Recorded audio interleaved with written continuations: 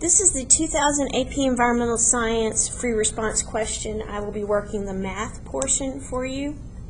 So you can see I've highlighted some important information on this one. A large coal-fired electric power plant uses 12 million kilowatt hours of electricity every day. Assume that an input of 10,000 BTUs of heat is required to produce an output of 1 kilowatt hour of electricity. So AI says determine the number of BTUs of heat needed to generate the electricity produced by the power plant each day. Well, we know that it produces 12 million, so that's going to be 1.2 times 10 to the 7th kilowatt hours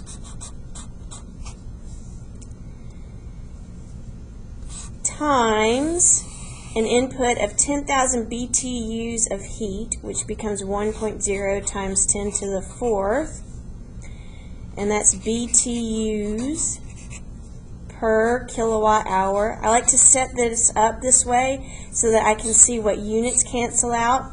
And am I determining what they asked for? Yes, I'm determining the number of BTUs.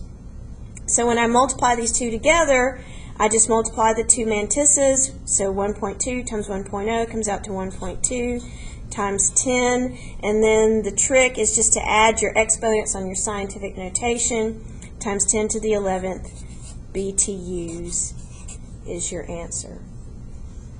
Alright, let's take a look at AII. Determine the number of pounds of coal consumed by each power plant each day, assuming that 1 pound of coal yields 500 BTUs of, 5,000 BTUs of heat. Alright, so again, the plant produces 1.2 times 10 to the 7th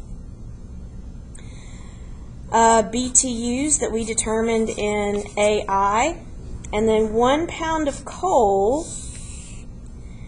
1 pound of coal produces 5,000 BTUs, or we can write it 5 times 10 to the 3rd, because then the trick is all we have to do is divide and subtract our scientific notation. And when we divide 1.2 by 5, we get 2.4 times 10 to the 7th. My BTUs canceled out, pounds of coal a day that are consumed by the power plant. Alright, and lastly, III. Determine the pounds of sulfur released by the power plant each day, assuming the coal contains 1% sulfur by weight. So if the plant is consuming 2.4 times 10 to the 7th pounds of coal per day, and 0.01 pounds of that coal is sulfur, of that 1 pound of coal, because that's 1% of 1.